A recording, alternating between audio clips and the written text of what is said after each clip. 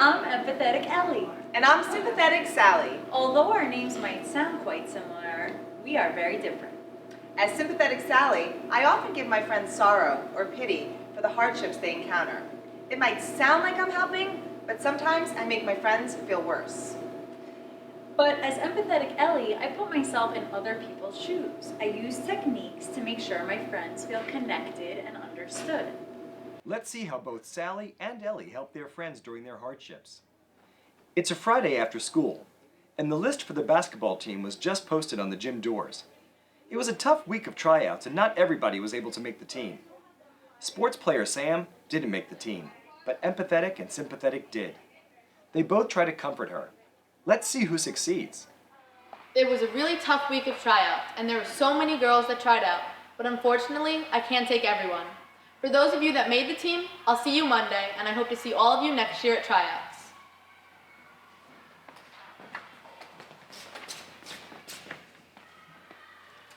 Man, I didn't make the team. Oh, that stinks. Yeah, tryouts were so hard, and I just feel like I wasn't really doing my best. Yeah, I noticed you weren't really trying so hard on your jump shots.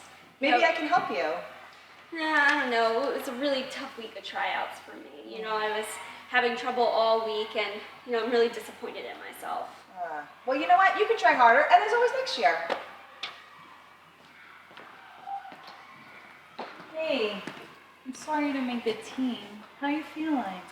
Not too great. I'm really disappointed in myself. It was a really hard week leading up to tryouts.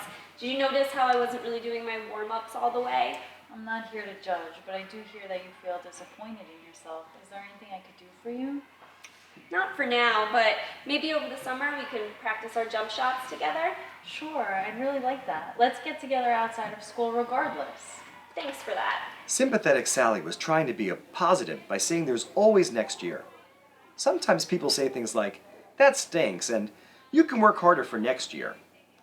It sounds like they're being positive, but it doesn't always help.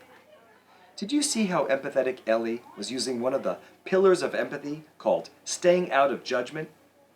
They weren't wondering why Sam wasn't trying as hard as they could, but instead asked what they could do to help.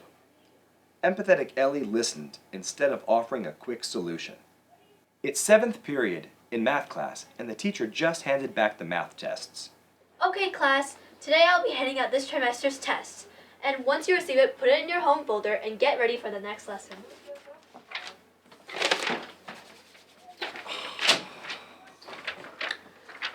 What'd you get? Oh, Come on, I won't tell anyone. I don't really want to talk about it. Oh, I'm sure it's not that bad. It's not a good grade. I knew I didn't do well. It was so hard. What'd you get?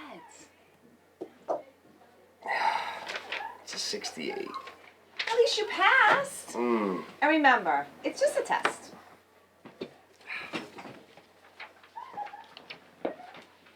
Hey, you look upset. Are you okay? I'm not happy with my grade. I didn't do well. Sounds like the test was really a challenge. Do you want to talk about it? I'm just embarrassed. I got a 68. Thanks for sharing that with me. I know that it can feel embarrassing when we do face obstacles, but I'm in your corner if you ever want to talk about it. Well, thank you. Thanks for being so supportive. Sympathetic Sally was not picking up on test takers' nonverbal cues. She was more concerned about finding out what they got than wondering how they were feeling. Even when test takers shared the grade and mentioned they were disappointed, Sympathetic Sally said, "At least you passed," instead of listening to the test taker's feelings. Sometimes grades are different for different students. Someone might be satisfied with a 68. However, Empathetic Ellie was able to use a pillar of empathy of recognizing emotion. Empathetic Ellie noticed test taker's body language to be supportive. When the test taker decided to tell them the grade, Empathetic Ellie thanked them for sharing with them and continued to be supportive and follow their lead. Being empathetic is a lot like being a detective, reading clues and following their lead. It's a Friday before a holiday break in the lunchroom. Happy Friday, everyone. Make sure to clean up after yourselves so that we make sure this room doesn't stay messy. I'm so excited for break. The holidays are gonna be great. I guess so. What do you mean, I guess? No school, presents, it's a win-win. Well, my parents just got divorced and my dad doesn't live home now, and I have to split my time between 2 houses. So, Oh. Well, yeah, but at least you still have your mom, too. Some people don't have both their parents. And on the bright side, you get 2 holidays instead of 1. That's pretty lucky. I guess. Maybe I shouldn't feel so bad, but I shouldn't complain about how I feel, but it still doesn't feel right. Yeah, but it could always be worse. Here, have some water. Thanks. Have a good break. Hey, everything okay? I guess so. It's fine. I'm just bummed out about my parents' divorce. Wow, I can't imagine what that's been like for you. Do you want to share more about it? Well, I'm missing my dad. He doesn't live in the house anymore, and things have really been different. Wow, I don't know what that must feel like. I've never been there, but I can imagine that it really hasn't been easy. I'm so happy you told me. Yeah, thank you. It's hard to talk about, especially since a lot of families have it worse. Thanks for opening up. You're really brave. I give you a lot of credit for that. If you ever need someone to talk to, please know that I'm always somebody who could listen. Thanks. Wow. Empathetic Ellie really made Family Problem feel like they were being listened to. Sympathetic tried to get Family Problem to see the positive, but sometimes by doing that, they miss out on really connecting with the person.